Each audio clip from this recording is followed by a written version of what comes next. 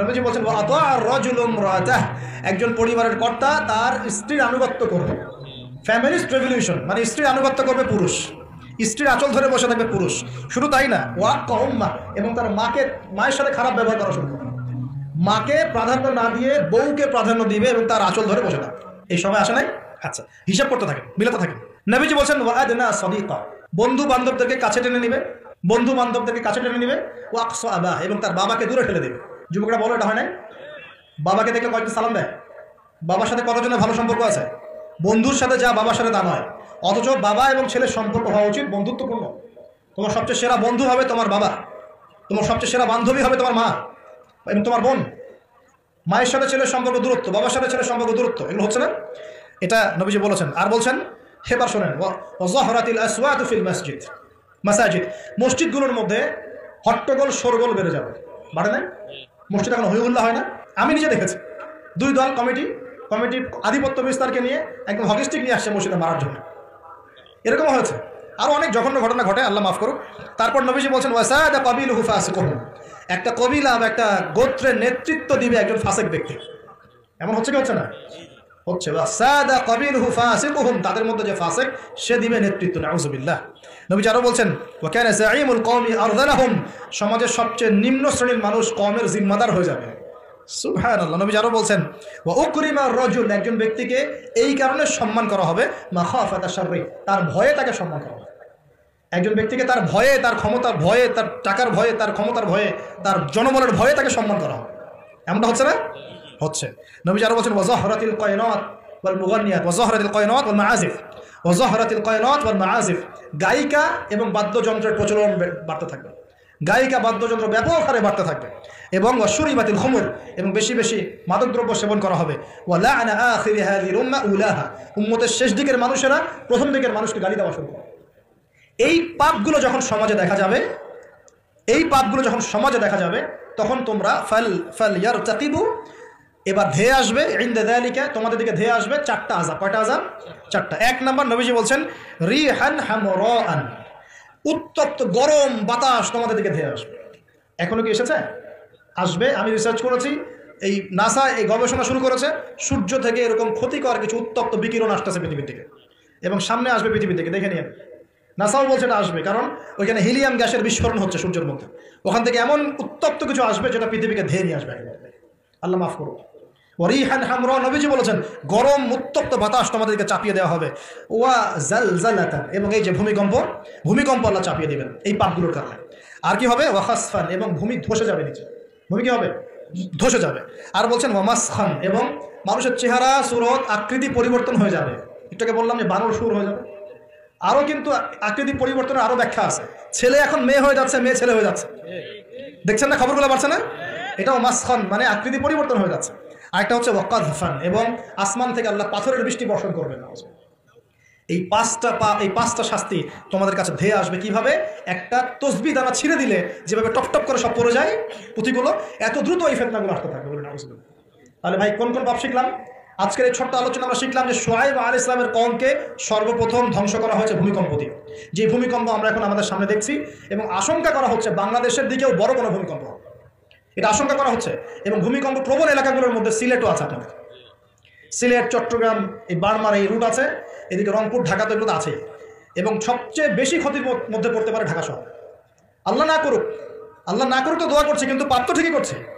আল্লাহ না করুক যদি এরকম 5 থেকে 6 মাত্রাটা কোনো ভূমিকম্প হয়েছে, যার উৎপত্তি স্থল বাংলাদেশের কাছাকাছি, তাহলে দেখবেন আল্লাহ না করুক লক্ষ লক্ষ মানুষ মারা যাবে। নাউযুবিল্লাহ।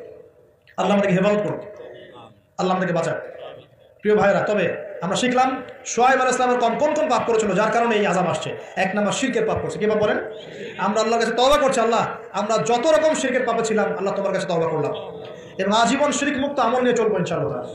2 নাম্বার, তারা কুফরি করতো, আমরা সমস্ত কুফরি থেকে আল্লাহর কাছে তওবা করছি, আল্লাহ আমাদেরকে কুফরি মুক্ত আমল করার তৌফিক দান করুন।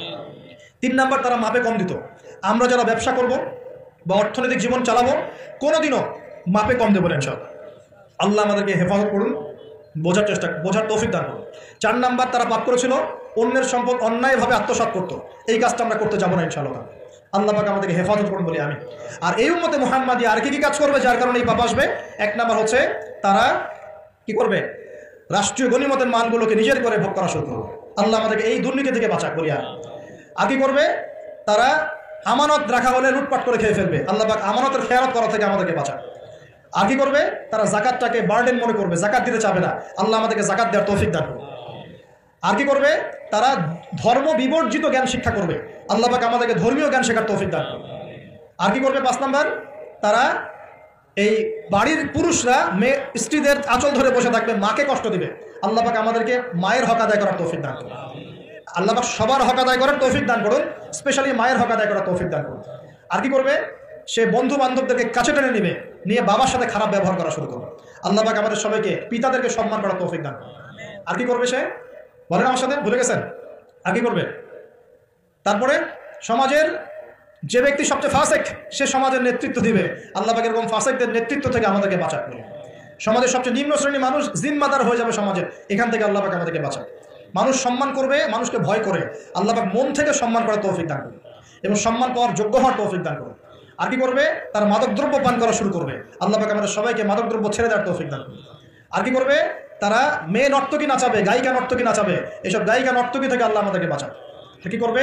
তারা কানের উপরে বাদ্যযন্ত্র প্লে করবে, মানে বাদ্যযন্ত্র নিয়ে সময় কাটাবে। আল্লাহ পাক আমাদেরকে সমস্ত বাদ্যযন্ত্র ত্যাগ করার তৌফিক দান। এবং শেষ জামানার মানুষরা প্রথম জামানার মানুষকে অভিশাপ দিবে। আল্লাহ পাক আমাদেরকে সলফে সালেহিনের মতো মানুষ হওয়ার তৌফিক দান।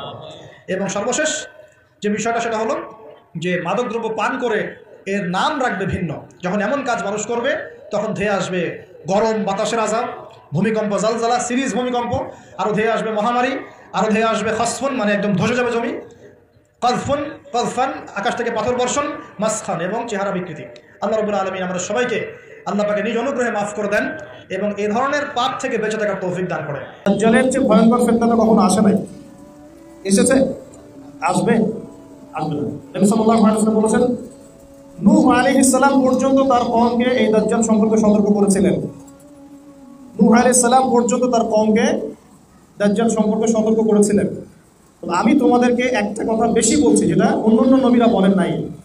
সেটা হলো মাসীহুদ দাজ্জাল এক চোখে অন্ধ হবে।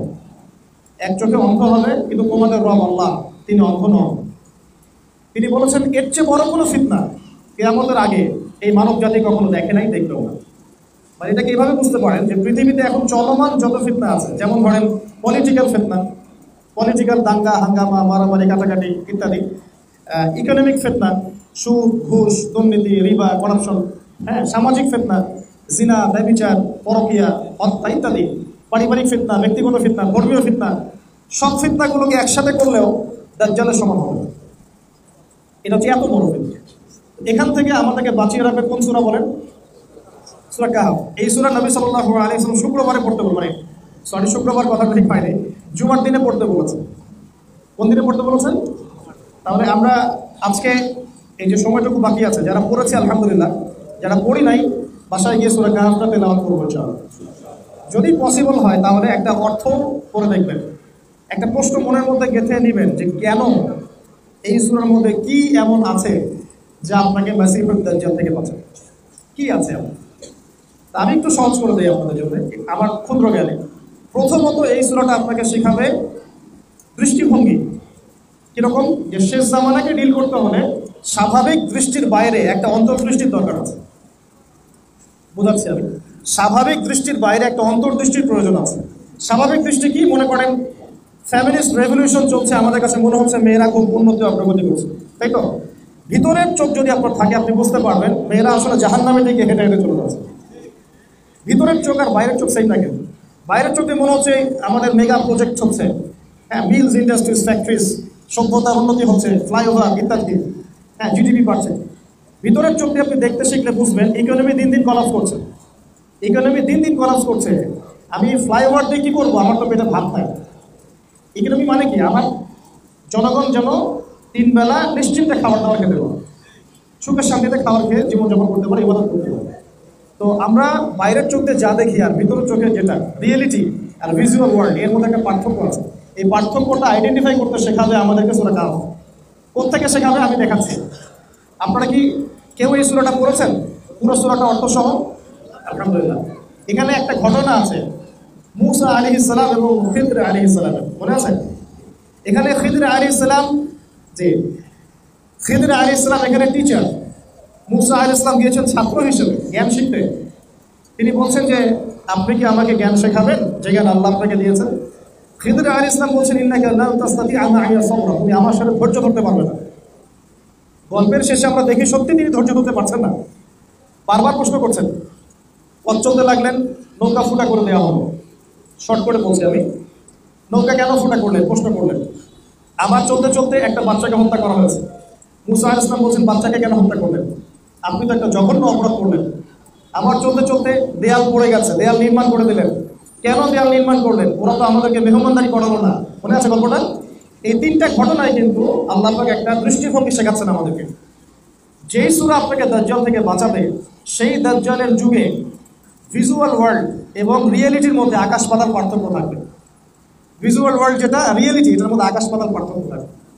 বাহ্যিক যে জগৎ আর মানে সত্যিকারের যে জগৎ, সত্যিকারের বাস্তবতা, এর মধ্যে একটা পার্থক্য থাকবে। এখানে খিদির আলাইহিস সালাম সঠিক ছিলেন না মুসা আলাইহিস সালাম সঠিক ছিলেন? বাহ্যিক চোখ দিয়ে মুসা আলাইহিস সালামের কাছে মনে হচ্ছে যে নৌকা ফুটা করাটা একটা বাজে কাজ হলো, বাচ্চাকে হত্যা করাটা একটা অপরাধ হলো, দেয়াল কেন নির্মাণ করবো, তার তো আমাদেরকে খাবারও দিল না, মেহমানদারি করলো না।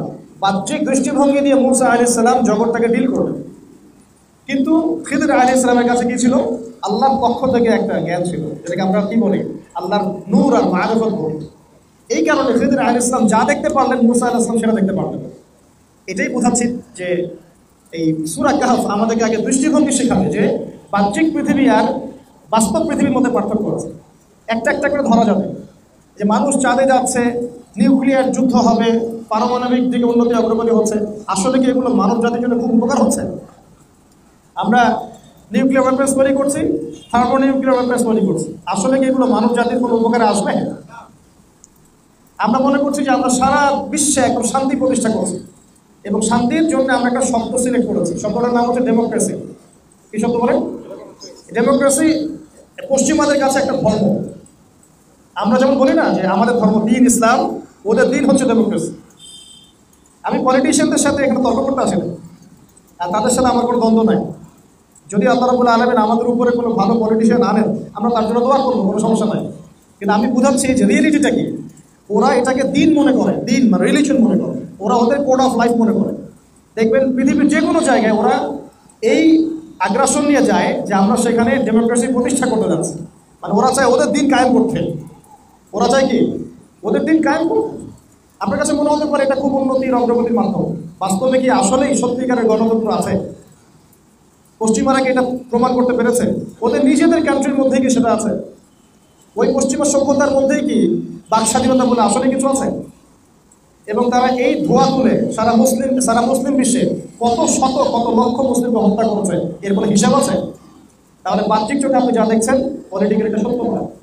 সত্যিকার একটা বিষয় ছিল ইসলামের শাশ্বত বিধান। সমাজের সবাই মুসলিম, তারা ইসলাম মেনে চলবে, নামাজ পড়বে, যাকাত দিবে, হজ করবে, রোজা রাখবে। যারা আল্লাহর পথে দাওয়াতি কাজ করার যোগ্যতা রাখে তারা সেটা করবে। একটা ঐক্য থাকবে এবং আমরা আল্লাহর বিধানের বাইরে যাবো না।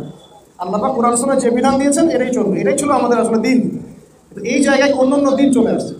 আমরা নামাজ, রোজা, হজ, যাকাত ইসলাম মানতে চাই, কিন্তু আমরা কিন্তু ইকোনমি, পলিটিক্যাল সেকশন, হ্যাঁ, সামাজিক লস, আইন কানুন, এগুলো তো ইসলাম খুব একটা মানতে চাই।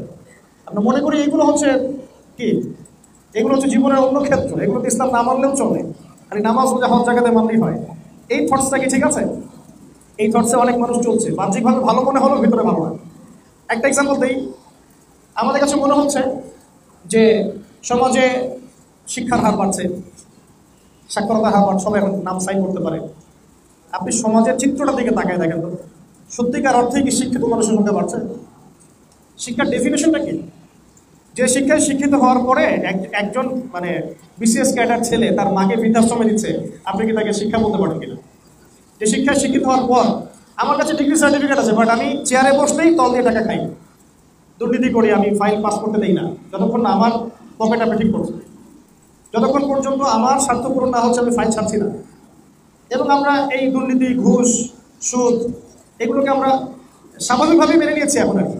এটাকে নিউট্রালাইজেশন বলা হয় ইয়ার ভাষায়, পলিটিক্যাল অ্যাফেয়ার্সের ভাষায়।